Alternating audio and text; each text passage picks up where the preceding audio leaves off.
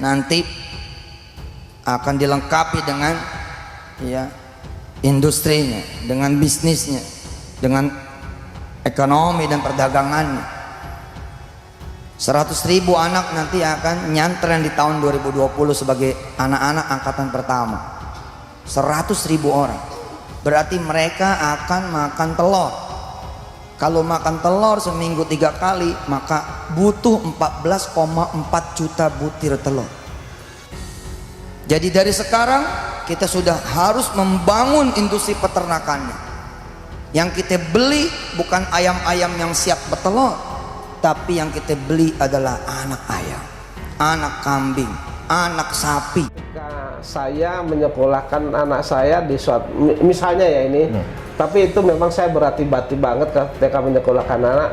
Ketika ini menyekolahkan di tempat yang pemimpinnya ya ibaratnya itu bermasalah, kalau saya mending saya cabut, Mas. Iya, betul. Saya pindahkan di tempat lain. Iya. Nah, mungkin masyarakat seperti itu juga.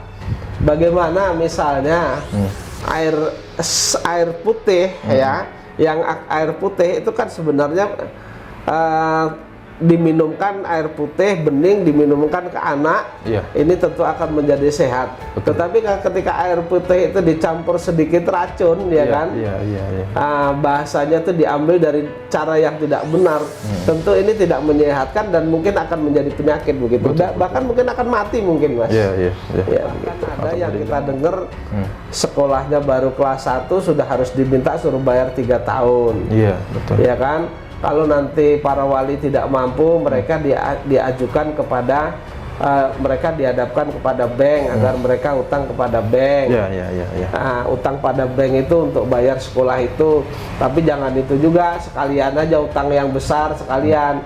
Nanti ditanamkan kepada Paytren Asset Management, di sana nanti dikelola dan seterusnya. Ini kan sebenarnya menurut hemat saya adalah ajaran yang menyesatkan umat ini. Betul. Utang riba saja diharamkan. Ada ustadz yang ngomong suruh hutang untuk bayar anak sekolah kan gitu. Kalau saya langsung saya cabut, Mas, kalau saya jadi walinya. Betul. Ngapain? Yang lainnya bisa diangsur kok. Artinya kalau diangsur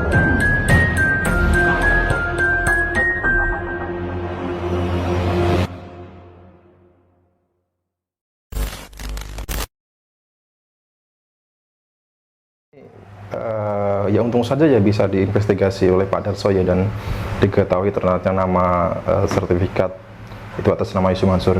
Kalau misalkan tidak terinvestigasi oleh Pak Darso, mungkin orang mengira itu milik Tarmizi ya, tetapi sebenarnya itu milik Yusuf Mansur. Nah, artinya apa? Mungkin ini jangan-jangan ini suatu pola yang digunakan kembali oleh Yusuf Mansur seperti pada investasi misalkan seperti kemudian investasi batu bara menggunakan PT Adipati Perkasa, menggunakan BMT, menggunakan nama pihak lain gitu, Pak. Kemudian di patungan usaha menggunakan koperasi Indonesia Berjamaah atau Kopindo, kemudian misalkan seperti kasus di Kaisal Mansur. Nah, ini atau mungkin jangan-jangan ini pola-pola seperti menggunakan nama lain gitu ya, Pak ya? Ya, jadi kalau di dalam tindak pidana itu kan ada dader intelektual, Mas, namanya. Dader intelektualnya itulah mereka yang bikin skenario, mereka yang mikir. Kemudian di sana ada peran pembantunya. Kemudian ada yang menunjukkan. Saya kira tidak jauh dari itu. Karena mungkin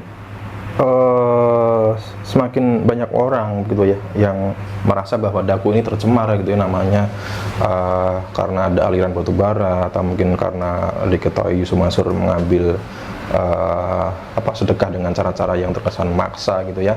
Jadi masyarakat sudah enggan bersedekah atau mendonasikan kepada Daku, dan kemudian ini membuat pesantren lagi dengan nama lain gitu, Pak ya. Betul. Itu mungkin hanyalah strategi begitu ya.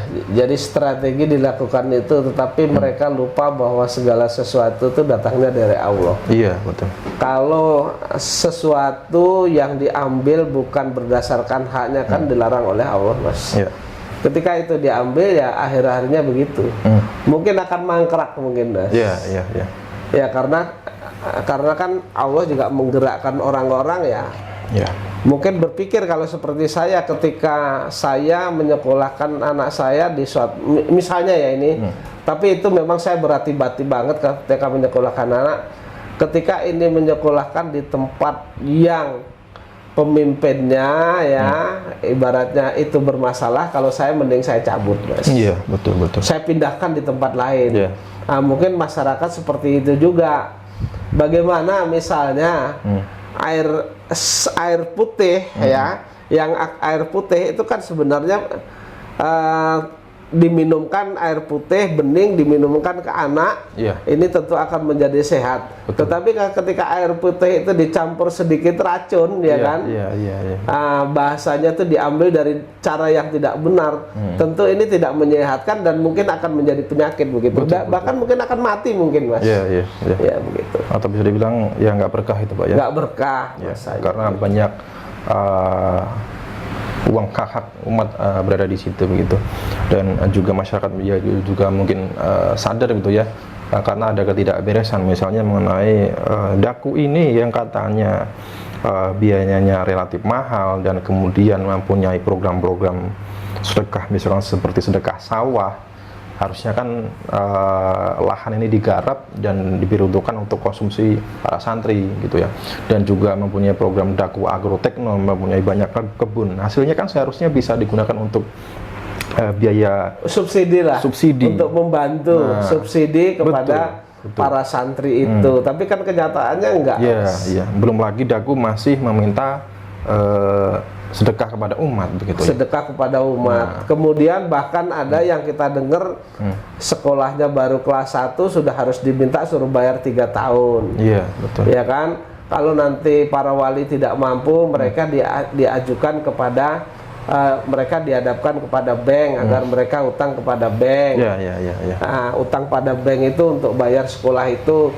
Tapi jangan itu juga, sekalian aja utang yang besar sekalian.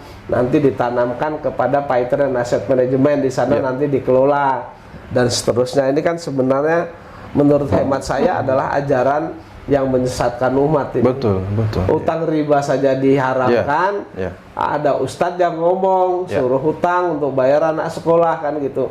Kalau saya langsung saya cabut, Mas, kalau saya jadi walinya. Betul. Ngapain? Yang lainnya bisa diangsur kok. Iya. Artinya kalau diangsur itu kan kita kurang bebannya ya, artinya bisa dibayar bulanan kok. Betul. Dan banyak sekolah yang kualitasnya lebih bagus. Banyak sekolah, banyak pondok pesantren yang kualitasnya lebih bagus, itu menerapkan bisa diangsur. Iya, gitu, betul. Mas. Iya. Dan jelas yang pemimpin pondoknya nggak bermasalah lah. Iya. Selain daku mencantumkan nomor rekening donasi, Yusuf Masrur kan keliling dari masjid ke masjid, pengajian ke pengajian itu selalu mengumpulkan sedekah dari umat. Nah, itu kan yang katanya digunakan untuk biaya pesantren, biaya tahfiz, ya harusnya gratis dong, Pak ya. Harusnya gratis. Tapi lah. Kenapa umat sudah banyak nyumbang kok, harusnya gratis. Iya, betul. Tapi kan kenyataannya enggak. Iya. Bahkan ada pernah orang yang bertestimoni bahwa anak dari sopir saja yang nggak bisa bayar itu kan nggak boleh sekolah di situ, harus dikeluarkan. Iya. Ya artinya atau ijazahnya kalau nggak salah ditahan kan begitu. Betul, iya. Intinya dari berbagai macam fakta-fakta yang kini terungkap, kemudian banyak orang-orang yang merasa dirugikan ini bergerak sendiri ya, tanpa bantuan Pak Zani, tanpa bantuan saya, tanpa bantuan Pak Darso. Artinya membuka mata bahwa sebenarnya kasus ini real, bukan ada pengaruh dari siapapun, atau mungkin ada ya bisa dibilang provokator gitu ya, tetapi ini memang real. Bisnis Yusuf Mansur itu merugikan banyak pihak gitu ya, dan juga ada influencer TikTok yang kita tidak mengenalnya sama sekali, itu menyatakan dirinya memboikot Yusuf Mansur, artinya membuka fakta bahwa mereka yang mempunyai akal sehat ini tidak lagi bersentuhan dengan apapun Yusuf Mansur maupun bisnisnya gitu, Pak. Ya, yang berkaitan dengan Yusuf Mansur, keluarganya dan afiliasinya. Oke. Mungkin terima kasih Pak Zeni, sudah cukup panjang perbincangan kita. Mungkin ada statement penutup atau cukup Pak? Ya. Baik teman-teman, terima kasih atas perhatiannya. Kita jumpa di kesempatan selanjutnya. Salam sehat, terima kasih. Wassalamualaikum warahmatullahi wabarakatuh.